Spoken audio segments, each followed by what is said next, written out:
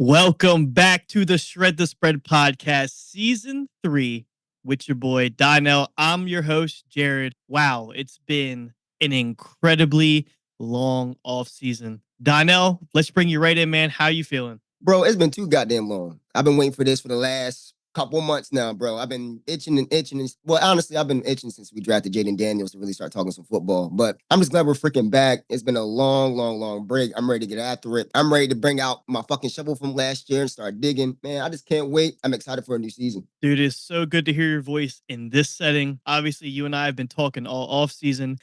We have done our due diligence and tried our best not to spoil each other's thoughts. I haven't asked Donnell anything about divisional win totals, nothing. Zilch. So everything you guys are getting is raw. I will say, for those of you who are new, and thank you for checking us out. For those of you returning, we're so glad to have you back. The last 2 seasons, both profitable, both coming out on top. We've smashed the playoffs, smashed the big games. We're ready to do that again. But just a brief refresher for everybody, those coming back and those who are new to the podcast. This show is basically set on Donnell and I making our collective 5 favorite picks of the week. Donnell and I are in a season-long contest. We have to pick 5 games against the spread versus several other teams, duos, teams, whatever it may be.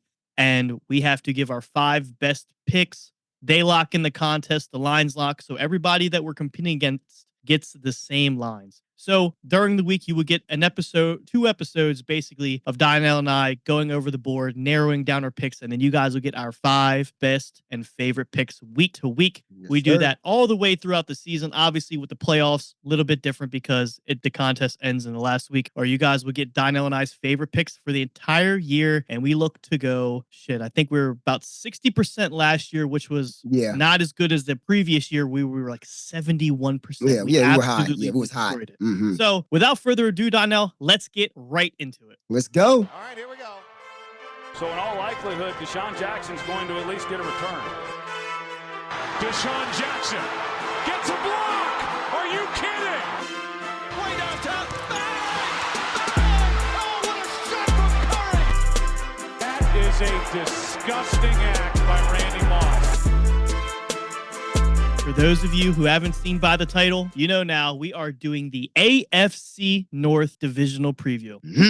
We've got the Ravens, we've got the Bengals, we've got the Browns, we've got the Steelers. Nasty. We are going in order of favorite by the divisional odds to the long shot. So we are starting off with the Baltimore Ravens, the team that seems to have everything lined up from last year. They had the quarterback, they had the coach, they had the offensive line to an extent, they had the defense, they had the MVP in Lamar Jackson. What does this year hold for the Ravens? Dino, I will toss you the baton. Let me know what you're thinking. Boy, and this took a lot of thought for me. As you guys know, I was on the Ravens bandwagon train since the beginning of the season last season. I said they're going to go to the conference championship. I said they're going to go to the Super Bowl and finally Trump Mahomes. Obviously, that didn't happen. Sucks to suck. But at the end of the day, man, I mean, I don't know. I really don't know how I kind of feel about this year. I think I do like the addition of Derrick Henry. Of course, we all do, right? King Henry coming to Baltimore to help with that run game with Lamar Jackson. That is absolutely lethal. I can see it now. I get it. Mark Andrews, what people don't understand is, with that being said, their success was predicated without Mark Andrews. Mark Andrews was damn near gone for the whole season. And what's actually funny about that is he was supposed to, his injury was supposed to be a season-ending injury, but then he came back for the AFC Championship game. Obviously wasn't 100%, and that hindered the offense to an extent. But yeah, it's gonna be all predicated on just play calling. They're a great team. The top bottom, their defense has been top notch each and every time, every year. They were historical last year, as a matter of fact. But my one thing is, in the AFC Championship game, why did you run the ball 3 times? And that's your identity. So I want to see if Todd Monken, the offensive coordinator, can overcome that identity crisis while also dealing with the second toughest schedule in the league. I mean, it's going to be a lot of ups and downs. I have them actually right at 11 at 10.5. So I would have to say over, but this division's gonna be a whole lot competitive this year, man. And with Joe Burrow coming back fully healthy, systems back and their familiarity back, man, I feel like it's gonna be a dogfight this year for him. Okay, so you're kind of teeter-tottering that line. I dug in a little bit. I dug in to this a little bit more, and I kind of have a little bit more bold stance. So let me see if I can kind of pick your brain here. So they got the Ravens at 10.5 wins and plus 145 on FanDuel to win the division. I want 0 parts of the divisional odds. I think they should they be the favorite? Technically, yes. They have the most complete team. However, I have a favorite for the division that is not the Ravens. Yeah. I expect some serious regression from the Ravens.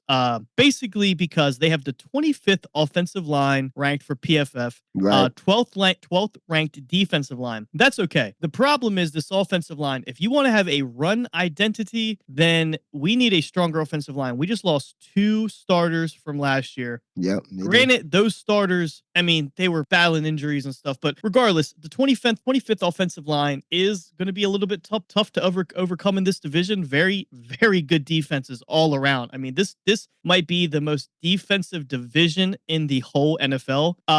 So that offensive line is going to get 6 brutal games just in the division this year. The one thing I will say is we had pretty much almost a record-breaking offense from a passing standpoint in Lamar Jackson's career last season. 47% that they were in the red zone for their possessions, and they were 6th in passing attempts, which for the Ravens sounds absurd. So I definitely see a little bit of regression there. They still don't have an elite receiving core. Yes. I mean, granted, Lamar hasn't had this his whole entire year, but Zay Flowers played probably as best as he could possibly play last year. Mark Andrews, he's going to be there. He's going to be the staple. I really like Isaiah Likely. He's definitely, with the Andrews injury, you kind of saw him submerge and be a really big target, but still not an elite receiving core. I actually have this team right at 10 wins, so I am playing the under on the win total. Not really strong, just one unit. The biggest takeaway from this is they kind of give me a very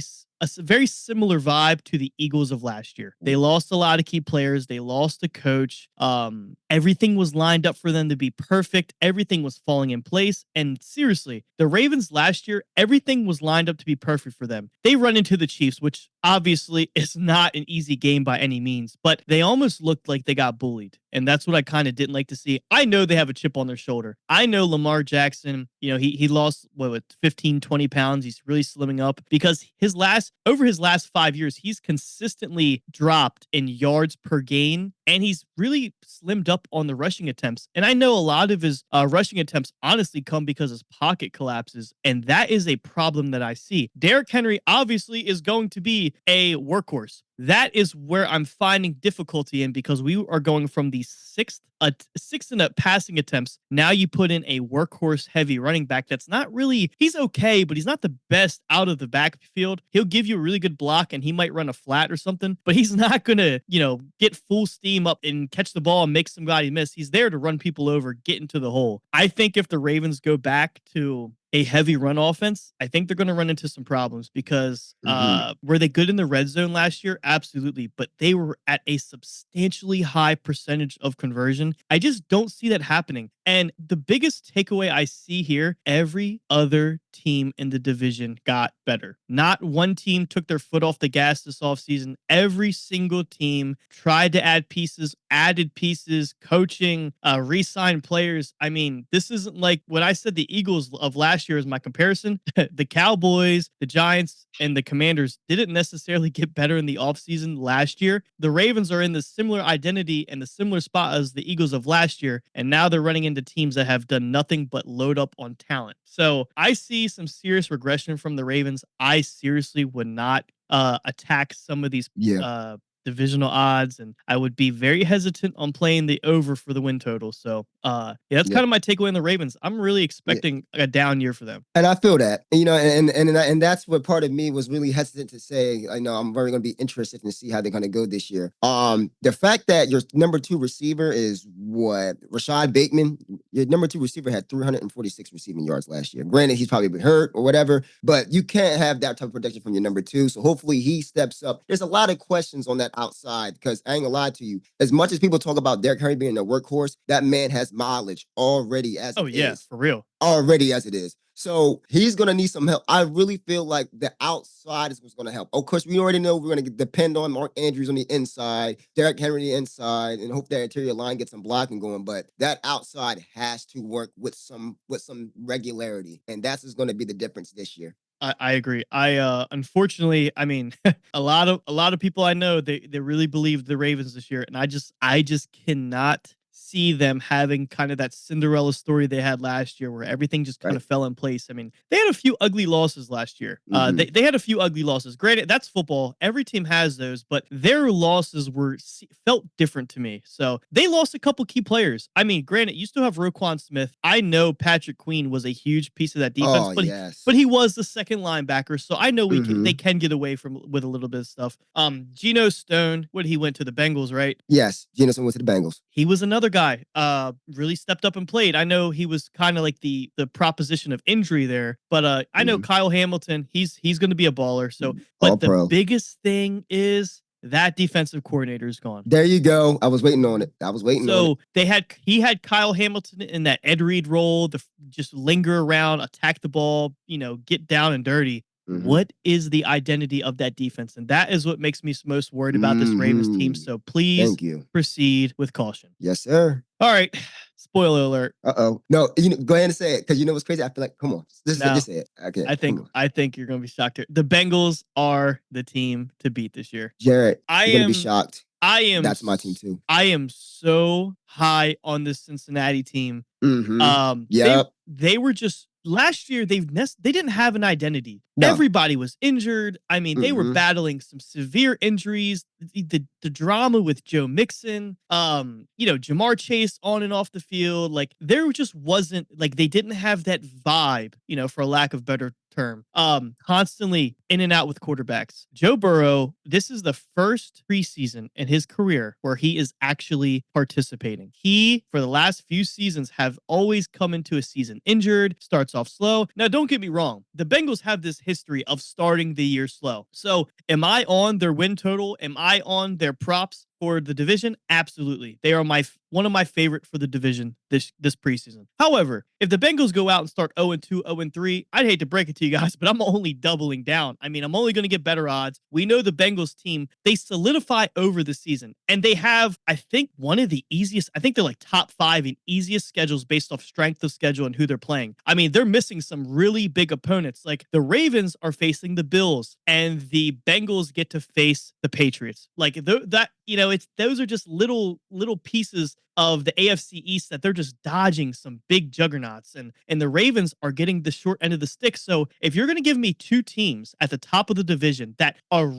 roughly the same, I'm going to take the team with a substantially easier schedule, because the Ravens, I think they have one of the toughest. I think they're like top 10 in toughest schedules based off strength of schedule. So I'm going to take the free odds here. Bengals at plus 165. I'm sure you can shop around and get a better number, but I'm just using FanDuel for reference. This is by far my favorite pick from this division. I think they are going to eat this year. And just on top of that, there's been so many teams that have gone from worst to first over the last 5 years in the NFL. Well, the Bengals are no exception to that. Last year, the Texans, worst, and then they popped off in their division. The Bengals, I have a feeling, are going to be the same boat. A lot of people are sleeping on this team, but we have to remember they were running out there with a backup quarterback for a long time. Joe Burrow was playing with that injured hand. I mean, I don't know if you guys know this, but there was talks that when Joe Burrow had his surgery, there was a potential that he wouldn't even regain strength in his hand and be able to throw a football again and grip a football. Like that kind of went under the weather because nobody really thought it was that significant, but there was a chance that he actually could have lost his strength in his hand and not been able to play football again. I just saw that a few days ago. That's crazy. But yeah, dude, Joe Burrow is back, baby. That's all I'm going to say. Yo, you're going to be surprised, Jared. This is why I said the Ravens might not. I was in the Ravens. I got the Bengals winning the division this year. And I was telling all my Ravens fans from last year that I talked to now, all my Ravens friends. Yeah, no, I ain't going to lie to you. I just got a certain feeling about this Bengals team this year. And I'm going to tell you why. First things first, you already know how I feel about Joe. Like, you feel me? Like, he is back, fully healthy, like you said, being able to participate in the offseason easy. Now, yes, you lost Joe Mixon, but guess who you replaced for Joe Mixon? Zach Moss. Zach Moss is no slouch. No doubt. And I feel like that's a very underrated free agent signing that people don't really get. I feel like he kind of fills that role. Mike Gesicki. Now, I don't know how y'all feel about Mike Gesicki. I mean, I understand his stint with the Patriots and his stint with the Dolphins. I get it. I mean, the Patriots were bad. We all knew what that was going to be like anyway. But I feel like this is really the most talented tight end since Tyler Eifert that they had out there. And I really feel like Joe Burrow is really going to make a difference with that. I expect big production with Mike Gesicki to help out. Trent Brown helping out in that O-line to kind of help fill that gap. I mean, Jesus. And let's be honest. Trent Brown is probably their best offensive tackle signing they signed this whole entire time. Even from the last couple of years when they signed an offensive lineman, this is their best signing without a doubt. I mean, let's do analytics. They have tied the 16th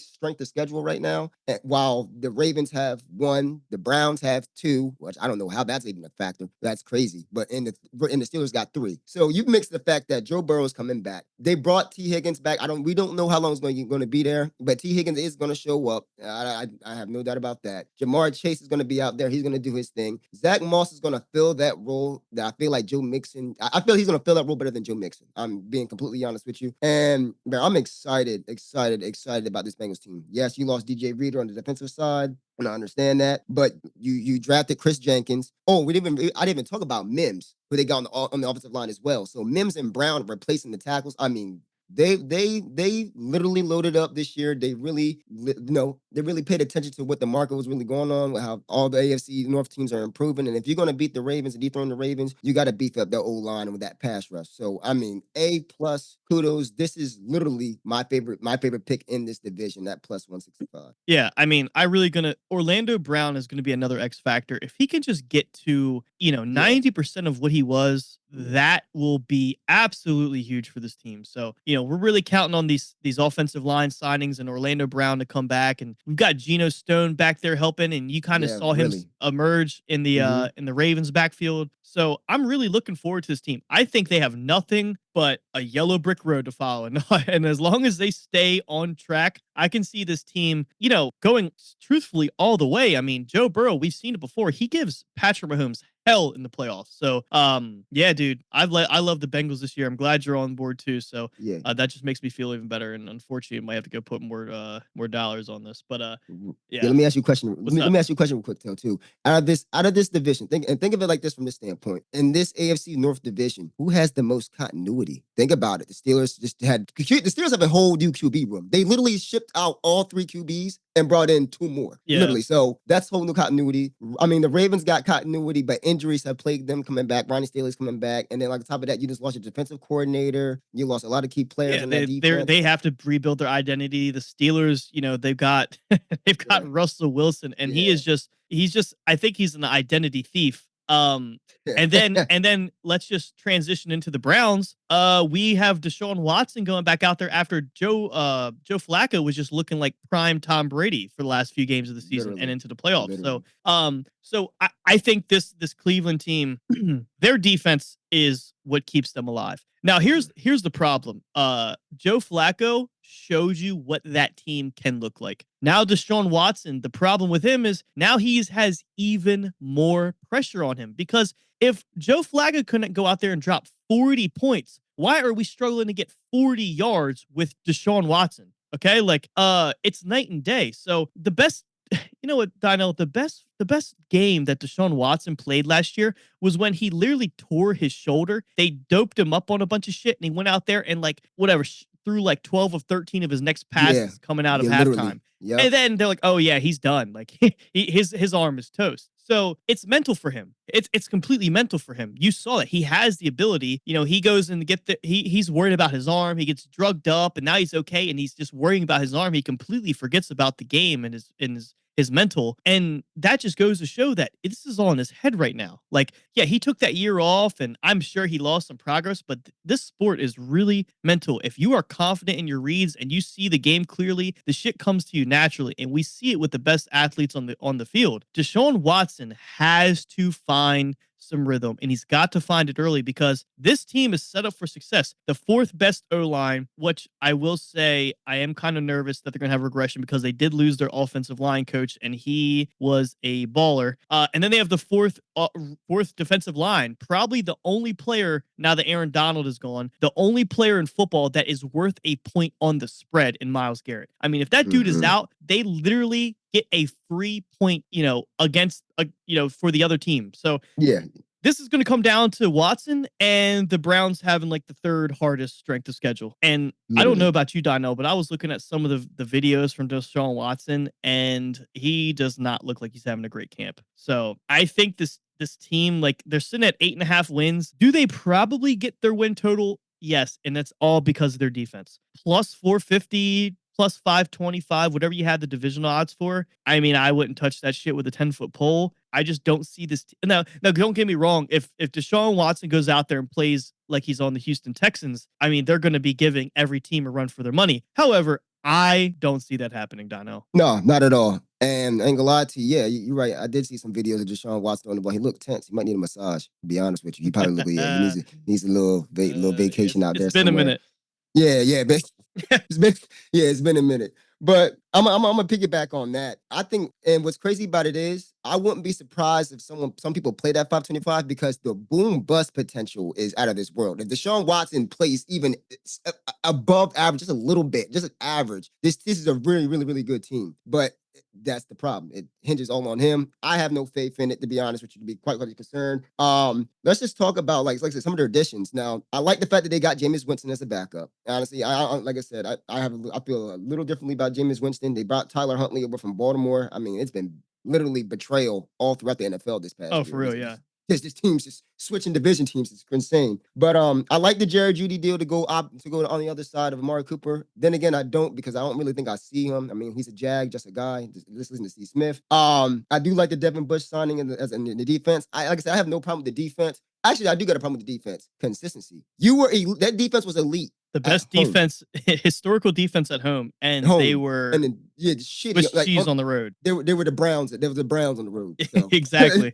Yeah, so when you mix that with, like I said, there's no consistency in the defensive side so far. Like I said, this is, you never know. On top of that, like I said, Ken Dorsey's the new offensive coordinator. And what is Ken Dorsey known for? Throwing the goddamn ball. I mean, ask Josh Allen. So we're going to mix. So I'm going to be very, very, very, very eager to see how Ken Dorsey incorporates his offense into this personnel. Because let's be honest, yeah, you got Amari Cooper and Jerry Jeudy, but you got Deshaun Watson at quarterback, and you have an all-pro running back behind you, So how are you going to utilize him is crazy, because you didn't utilize your running backs at all in Buffalo. I mean, we forgot fucking Devin Singletary existed. It was that bad. So this is a very, very intriguing team to watch. I mean, you know what? You know how Don sends coaches to the dungeon. I don't think he really deserves this, but Kevin Stefanski, to be honest with you, I think he might be a coach to watch for possibly might even being replaced next year. Only because if the Browns don't do well this year at all, the GM's job is on the line. I'm not gonna lie to you. GM's job. Oh yeah, because realistically, if Baker Mayfield was still there, this team might be in better shape than they were if they traded for Deshaun Watson in the first place. Baker Mayfield damn near made an NFC Championship game against the Lions. Yeah. I mean, like the talent. Yeah, I ain't even gonna get into that, man, because I can go on days about that.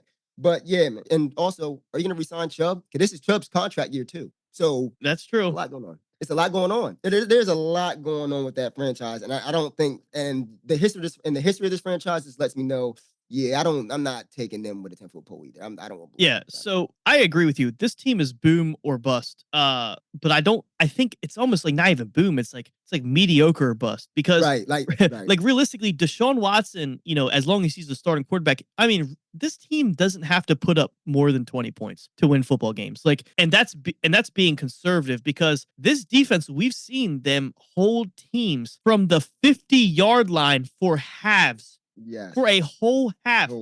Like, Yep. there's been games where teams did not get in the red zone, dude. Like, I think the Steelers were the one team that did not get in the red zone. The only time they scored was on like an 80-yard bomb to Claypool or not Claypool or Pickens, whatever the hell it was. But regardless, you got Ken Dorsey who wants to throw the ball out. That's great. We have Nick Chubb. He's not going to let them forget about him, obviously. But the biggest X factor, if you remember correctly, when Joe Flacco was the quarterback, who was his number one weapon? David Njoku. Yes, it was. Right. Damn right. Damn right. He is that Vernon Davis-esque tight end. The speed, the strength, the height. He demolishes defense because linebackers have, now granted, linebackers today are better than the linebackers that were lined up on Vernon Davis on the Niners, but he still has competitive speed. You saw Joe Flacco was having David Njoku put up 100-yard games like he was Randy Moss on deep bombs from Brady. I mean, it was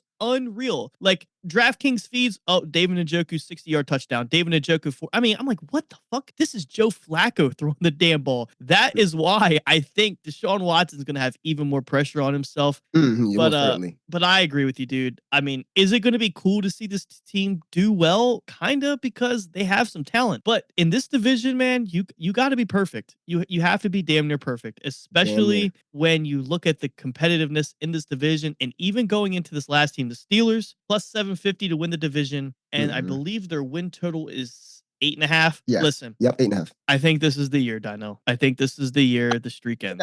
You think this is the year, dude? Okay. Listen. I really think the schedule makers went out of their way to make sure that happens. To make sure it happens, because they have the hardest schedule in the NFL. They have the hardest schedule. Yeah.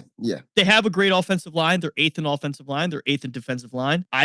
I've talked to a lot of my buddies who are pretty sharp, and they really think this is the year it ends. They think this is potentially the end of the Mike Tomlin era. And they're saying schedule makers had no mercy on Mike Tomlin for this year. They just see this as kind of like a new regime. They have quarterbacks in there. And Dino, I was talking to my buddy, and he said, you know what he said, it's not the same. He said, but you know, this was we're familiar with. He said the Carson Wentz, Jalen Hurts situation. You got the young guy in there. You got the guy who's been around. Nobody is comfortable. And when nobody's comfortable, the whole team is uncomfortable. And when the whole team is uncomfortable, you have problems. And not only do we have problems, we have a lot less talent than every single team in the division. With the hardest schedule in the NFL, this could be an absolute tank for the Steelers this year. And I hate to say that, but I have a bad feeling about the Pittsburgh Steelers this year. And Jared, I'm going to have to agree with you, bro. I don't. It sucks. I don't want to, because I ain't gonna lie to you. When Mike Tomlin's the coach, he's never out. But can this man get some fucking help? I mean, can this man get some goddamn help? If it's the schedule makers, if it's the GM not getting the quarterbacks, if it's not this, it's that, it's this and that. Like, it's so annoying to hear the fact that when it comes to Pittsburgh Steelers, there's always something. And you don't really kind of get that feel because Mike Tomlin contains stability. But let's be honest, it's always something. Either the quarterback's not right or the wide receiver's not happy. He's half-assed running routes. If it's not, you know what I'm saying, then Minka Fitzpatrick, TJ Watt gets hurt. Now the defense is banged up. It's just always something with the Steelers, man. And when you don't have that reassurance at quarterback, as you saw Ben Roethlisberger gave Mike Tomlin, even with great coaches like Mike Tomlin, that is hard to fathom when you don't have that placeholder at quarterback with any coach. So, I mean, I give him credit for doing wonders with Duck Hodges. Who were the other ones? I don't remember the other ones. I mean, Pickett was in and Pickett. out. I knew Pickett. Yeah, we all knew Pickett. Shit. Yeah. Rudolph. Mason Rudolph. There you go. Rudolph the Red-Nosed Reindeer. Yeah. You know, Miles Garrett almost took his fucking head off. Like, it just doesn't add up well. I do honestly have faith in Justin Fields, but right now, when QB competition going on, a lot of uncertainty.